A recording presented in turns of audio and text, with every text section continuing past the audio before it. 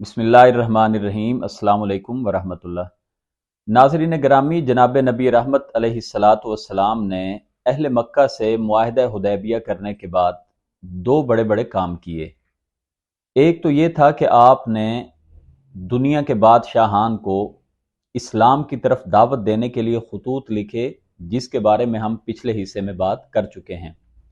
دوسرا کام آپ نے یہ کیا کہ جو اسلام کی راہ میں اب تک بڑی رکاوٹ تھے وہ یہود خیبر تھے، جن کی شرارتیں اور جن کے فتنے اور فساد سے بہت زیادہ بد امنی بھی ہو رہی تھی، اور جن کی شرارتوں کی وجہ سے اللہ کے رسول علیہ الصلاۃ والسلام نے سن 5 ہجری میں غزوہ خندق، یا جسے غزوہ احزاب بھی کہا جاتا ہے، اس کا سامنا کیا تمام صحابہ نے بھی۔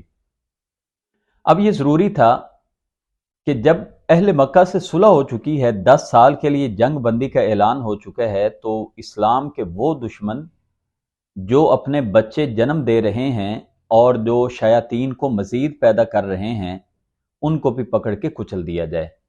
اور ان کے اس قدر مظالم، ان کے اس قدر جو فتنے اور فساد تھے، ان کی جو شرارتیں تھیں، وہ اس قدر زیادہ ہو چکی تھی کہ جن کا فوری طور پہ بدلہ لینا اور ان کا جواب دینا بے حد ضروری تھا۔ نبی کریم علیہ الصلاۃ والسلام نے سن 7 ہجری محرم الحرام میں آپ نے خیبر کے یہودیوں کی طرف رخ کیا۔ خیبر یہ مشہور مدینہ منورہ سے شمال کی جانب 100 میل کے فاصلے پہ ایک مشہور شہر تھا، جہاں پہ یہودیوں کی ایک بڑی تعداد آباد تھی۔ اللہ کے رسول علیہ الصلاۃ والسلام کے ساتھ اس غزوہ میں 1400 صحابہ کرام رضوان اللہ علیہم اجمعین موجود تھے، وہی صحابہ جو اس سے پہلے حدیبیہ میں موجود تھے۔ رسول اللہ صلی اللہ علیہ وآلہ وسلم نے یہ سفر اس کا کب آغاز کیا، سیرت نگار اس بارے میں مختلف آراء رکھتے ہیں۔ ابن اسحاق رحمۃ اللہ علیہ کا بیان ہے کہ رسول اکرم صلی اللہ علیہ وآلہ وسلم حدیبیہ کا معاہدہ کرنے کے بعد پورا ذوالحجہ کا مہینہ مدینہ منورہ میں رہے، اور محرم کے کچھ دن بھی یہاں پہ آپ نے قیام کیا۔ اس کے بعد آپ خیبر کی طرف روانہ ہوتے ہیں۔ بعض نے ذوالحجہ کی آخری تاریخوں میں بیان کیا ہے کہ آپ یہاں سے خیبر کی طرف چل پڑے۔ اللہ کے رسول علیہ الصلاۃ والسلام نے مدینہ منورہ کا جو انتظام تھا وہ حضرت صبح اور دوسری روایت کے مطابق حضرت نمیلہ بن عبداللہ لیثی کے سپرد کیا کہ وہ آپ کی عدم موجودگی میں مدینہ منورہ کا جو انتظام ہے اس کو دیکھیں گے۔ نبی کریم علیہ الصلاۃ والسلام کے ساتھ جو 1400 صحابہ تھے، ان کے پاس صرف 200 گھوڑے تھے۔ عبداللہ بن ابی کی شرارت، اور اس نے یہ دیکھا کہ مسلمان جو ہی یہاں سے روانہ ہوئے ہیں، اس نے فوری طور پہ، جیسا اس کی ہمیشہ سے عادت رہتی تھی، شرارتی آدمی تھا، اس نے خیبر کے یہودیوں کو یہ اطلاع بھیج دی کہ مسلمان تمہاری طرف آ رہے ہیں۔ خیبر کے یہودیوں نے بنو غطفان کو اپنی مدد کے لیے لکھا۔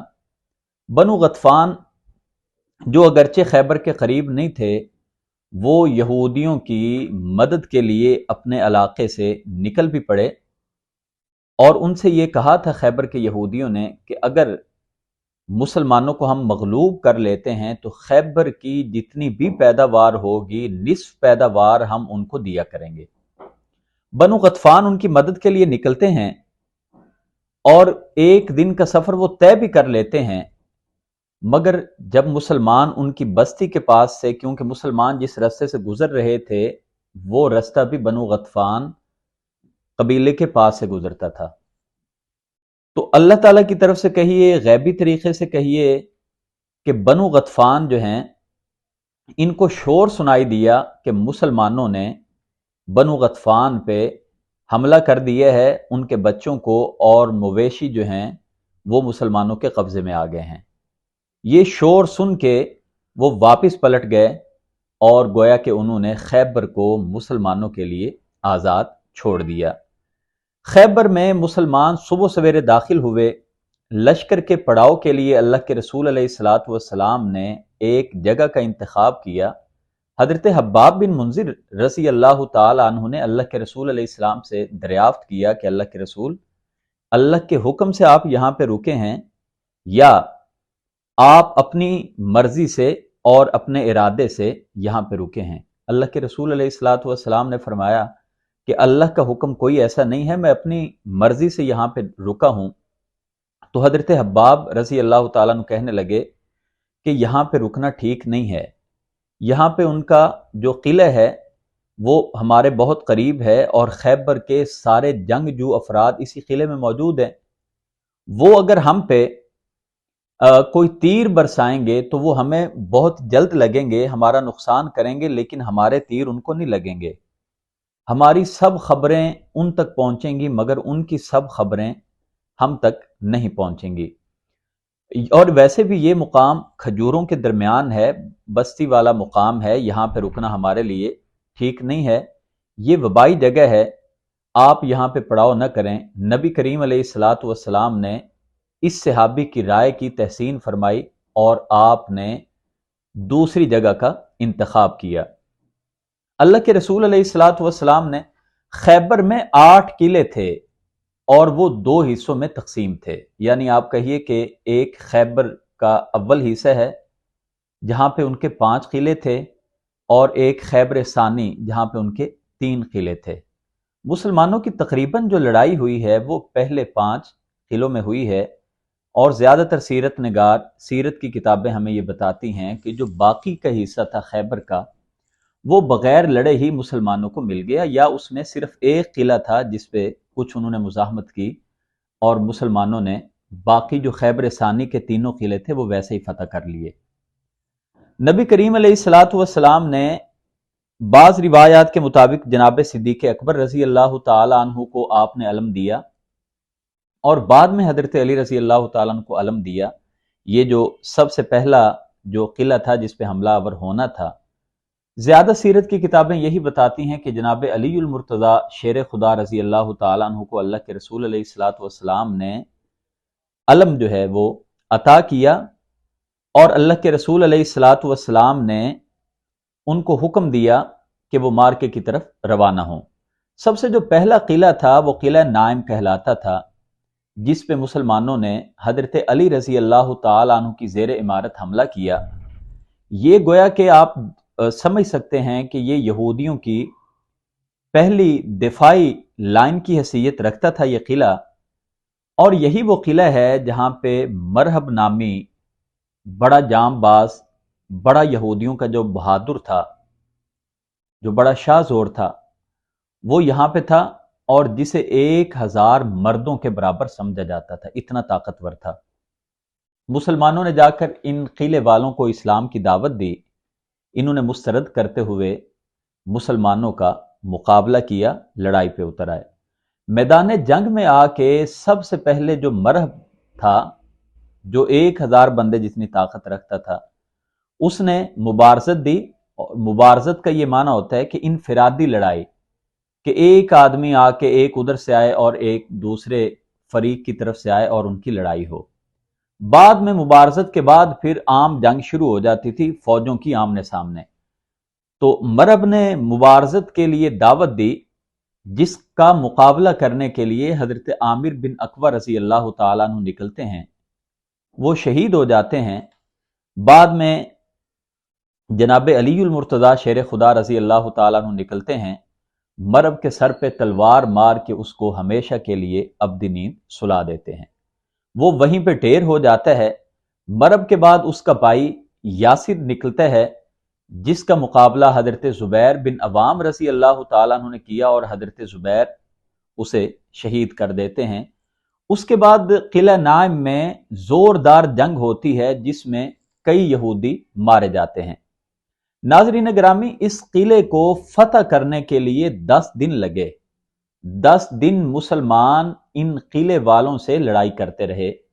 یہودی مسلمانوں کو زیر کرنے سے جب مایوس ہو گئے، جب وہ سمجھ گئے کہ ہم مغلوب ہو گئے ہیں، مسلمان ہمارے اوپر غالب آ گئے ہیں، تو وہ اس قلعے سے چپکے سے نکلنا شروع ہو گئے۔ اور اس کے بعد ایک قلعہ ہے جس کو قلعہ صاب کہا جاتا ہے، وہ وہاں پہ چلے جاتے ہیں۔ گویا کہ 10 دنوں کی پرزور جو ایک مارکا تھا، لڑائی تھی، وہ اختتام کو پہنچتی ہے اور کئی یہودی اس میں مارے جاتے ہیں۔ ہمیں ایک ایک قلعے میں جو مقتولین ہیں، جو مرنے والے ہیں، ان کی تعداد کا تعین اس طرح سے صحیح طرح سے سیرت کی کتابوں میں ملتا نہیں ہے۔ عمومی تعداد کا تذکرہ ہمیں ملتا ہے کہ جو خیبر کے یہودی جتنے قتل ہوئے، تو جو قلعہ نائم تھا یہاں سے نکل کے بھاگ کے وہ قلعہ صاحب میں چلے جاتے ہیں۔ قوت اور حفاظت کے اعتبار سے یہ قلعہ دوسرے نمبر پہ تھا، یعنی یہ بھی مضبوط ترین ان کا ایک پناہ گاہ تھی جہاں پہ وہ جا کے رہ سکتے تھے۔ اللہ کے رسول علیہ الصلوۃ والسلام نے حضرت حباب بن منذر رضی اللہ تعالیٰ عنہ کی زیر کمان میں اس پر حملہ کیا۔ 3 دن تک مسلمانوں نے اس کو گھیر کے رکھا۔ تیسرے دن رسول کریم صلی اللہ علیہ وسلم نے فتح کی دعا کی اور مسلمانوں کو حملہ کرنے کا حکم دے دیا۔ لڑائی ہوئی، شدید لڑائی ہوئی، بالآخر مسلمان فتح حاصل کرنے میں کامیاب ہو گئے۔ یہود اس قلعہ سے بھی بھاگ کے قلعہ زبیر میں چلے جاتے ہیں۔ قلعہ نائم اور جو قلعہ صعب بن معاذ تھا، جن کا دونوں کا تذکرہ بھی کر چکا ہوں، اس کے بعد جب قلعہ زبیر میں وہ سب جمع ہو جاتے ہیں، یہ قلعہ ایک انفرادی حیثیت رکھتا تھا۔ ایک تو یہ مضبوطی کے اعتبار سے بھی اور حصار کے اعتبار سے بھی، پناہ کے اعتبار سے اس لیے محفوظ مقام تھا کہ یہ چوٹی پہ تھا، بلندی پہ تھا، اور اس تک نہ تو سوار پہنچ سکتے تھے اور نہ پیادوں کی اس طرح سے رسائی تھی جس طرح ایک جو پچھلے قلعے تھے وہاں تک پیادوں کی یا سواروں کی رسائی ہونا آسان تھا۔ نبی کریم علیہ الصلوۃ والسلام نے اس کے ارد گرد جو محاصرہ قائم کیا، 3 دن گزر گئے۔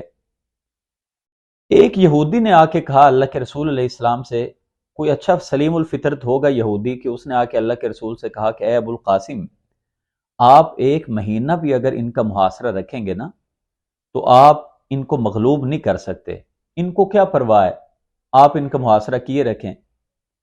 ہاں، آپ ان کا یہ کریں کہ ان کا پانی، چشمے کا پانی، وہ آپ ان کا بند کر دیں۔ یہ رات کو نکلتے ہیں اور پانی اور چشمے زمین کے نیچے ہیں سارے کے سارے، یہ آتے ہیں اور رات نکل کے پانی پی بھی لیتے ہیں اور اپنے لیے ذخیرہ کر کے لے بھی جاتے ہیں، ان کو اس بات کی کیا پرواہ ہے۔ نبی کریم علیہ الصلوۃ والسلام کو اس یہودی نے مشورہ دیا کہ آپ ان کا پانی بند کر دیں۔ آپ صلی اللہ علیہ وسلم نے ایسا ہی کیا، جس کے بعد یہودی جو تھے انہوں نے پھر زبردست جنگ کی۔ جب ان کا پانی بند ہو گیا، جب محاصرہ شدید اور سخت ہو گیا، اس نے وہ جو یہودی تھے انہوں نے مسلمانوں سے سخت لڑائی کی، جس میں کئی مسلمان مارے گئے اور بے شمار یہودی جو تھے ان کی گردنیں اتریں، لیکن قلعہ جو تھا یہ بالآخر فتح ہو گیا۔ اس کے بعد مسلمان قلعہ ابئی کی طرف جاتے ہیں۔ قلعہ زبیر کے بعد، یعنی یہ ایک پوری چین تھی کہ ایک سے وہ نکلتے تھے تو دوسرے میں داخل ہو جاتے تھے، دوسرے سے جب ان کو نظر موت آتی تھی تو وہ اس سے نکل کے تیسرے میں چلے جاتے تھے۔ اب وہ قلعہ زبیر سے نکل کے قلعہ ابئی میں آ جاتے ہیں، آ کے اس میں محصور ہو جاتے ہیں۔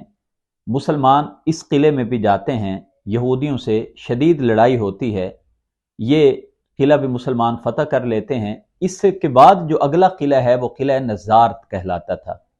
سارے کے سارے یہودی اس میں آ جاتے ہیں۔ آپ کہہ سکتے ہیں کہ خیبر کا جو حصہ اول ہے اس کا یہ آخری قلعہ تھا، یہ انتہائی مضبوط تھا، اور یہودیوں کو یہ یقین تھا کہ مسلمان کبھی بھی اس میں داخل نہیں ہوں گے۔ یہی وجہ ہے کہ یہودیوں نے اپنے بچے اور اپنی خواتین کو اس قلعے میں محفوظ رکھا ہوا تھا، یعنی پہلے جو 4 قلعے تھے ان میں ان کے بچے اور ان کی خواتین نہیں تھی، تو ان کو یقین کی حد تک اس بات کا پورا قوی ان کو امکان تھا کہ مسلمان کبھی بھی اس میں داخل نہیں ہوں گے، اور مسلمانوں نے اس کا بھی محاصرہ کیا۔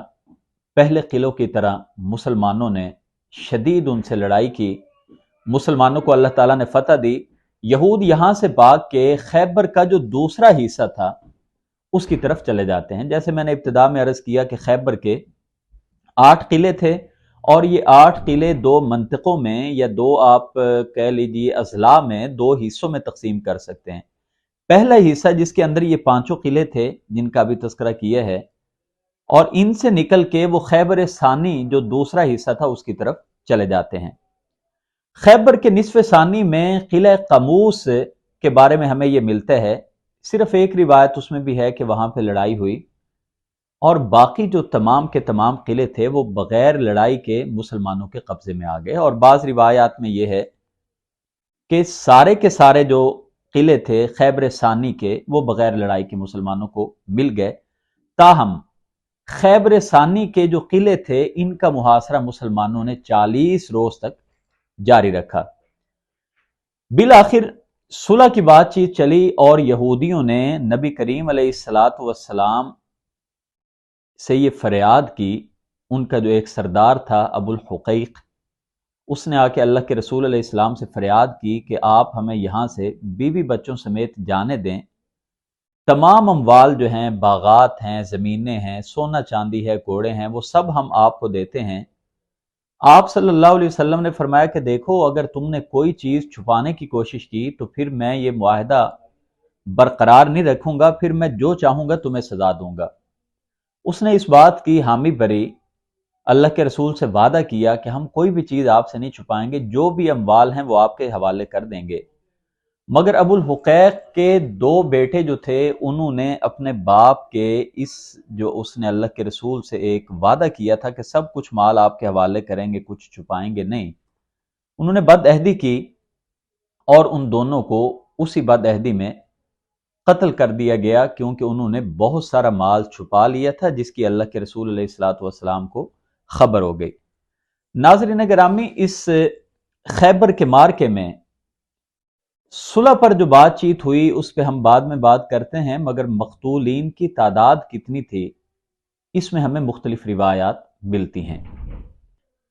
16 یا 18 مسلمان شہید بتائے جاتے ہیں، جبکہ علامہ منصور پوری، قاضی سلیمان منصور پوری رحمۃ اللہ علیہ نے مسلمان شہداء کی تعداد 19 بیان کی ہے، جبکہ یہود کے جو مقتولین ہیں ان کی تعداد 93 بتائی جاتی ہے۔ ان کی عورتیں اور ان کے بچے قیدی بنا لیے جاتے ہیں، مگر یہودی نبی کریم علیہ الصلوۃ والسلام سے دوبارہ صلح کرنے پہ آپ سے بار بار وہ بات چیت کرتے ہیں، اللہ کے رسول سے وہ یہ بات کرتے ہیں کہ اے اللہ کے پیارے حبیب، آپ سے خیبر کی جو ذمہ دارے والا معاملات ہے یہ نہیں ہو پائے گا، ہم ان معاملات کو سمجھتے ہیں، باغات کے معاملات کو سمجھتے ہیں، آپ ہمیں یہاں پہ رہنے دیں اور جتنی بھی پیداوار ہوگی اس پیداوار میں سے آدھا جو ہے، نصف ہم جرمانے کے طور پہ آپ کو اسلامی ریاست کو ادا کیا کریں گے۔ نبی کریم علیہ الصلوۃ والسلام نے اسی مارکے میں ایک عورت نے آپ کو، جس کا نام زینب تھا اور وہ مرب کی بھتیجی تھی جسے حضرت علی نے قتل کیا تھا، اس نے نبی کریم علیہ الصلوۃ والسلام کو کھانے میں بکری کا گوشت تھا، اس میں زہر ملا کے آپ کے سامنے پیش کیا اور آپ کو مارنے کی کوشش کی۔ بعد ازاں اس عورت کو قصاص میں قتل کرا دیا جاتا ہے، کیونکہ یہ کھانے سے ایک صحابی جو تھے وہ فوت بھی ہو گئے تھے۔ یہودی نبی کریم علیہ الصلوۃ والسلام سے جب یہ فریاد کر لیتے ہیں کہ آپ ہمیں یہاں پہ رہنے دیں، تو اللہ کے رسول علیہ الصلوۃ والسلام ان سے صلح کرنے کے لیے کچھ شرائط ان سے طے پاتی ہیں۔ سب سے پہلی شرط جو تھی وہ یہ تھی کہ خیبر کے یہودی یہاں پہ رہیں گے اور جتنی بھی پیداوار ہوگی، کھیتی ہو، وہ پھلوں کی پیداوار ہو، ان کا نصف یہودی مسلمانوں کو دیں گے۔ چنانچہ یہ حضرت عبداللہ بن رواحہ رضی اللہ تعالی عنہ جتنی بھی پیداوار ہوتی تھی اس کا تخمینہ لگانے کے لیے جایا کرتے تھے اور 2 حصے کر کے جتنا حصہ مسلمانوں کا ہوتا تھا وہ لے کے آ جایا کرتے تھے۔ دوسری اس میں صلح کے لیے جو شرط تھی وہ یہ تھی کہ زمین اور باغات پہ جتنے اخراجات ہوں گے وہ یہودی اپنی جیب سے ادا کریں گے، مسلمان اخراجات میں شامل نہیں ہوں گے۔ تیسری شرط یہ تھی کہ اللہ کے رسول علیہ الصلوۃ والسلام جب چاہیں گے یہودیوں کو یہاں سے نکال دیں گے۔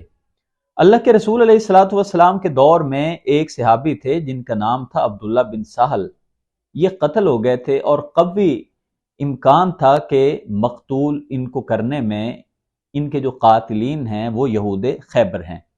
اللہ کے رسول علیہ الصلوۃ والسلام نے تحقیق کی مگر یہ مکر گئے، یہ ہر طرح کی جو گارنٹی تھی یا قسمیں کہہ لیجیے وہ دینے پہ آمادہ و تیار ہو گئے۔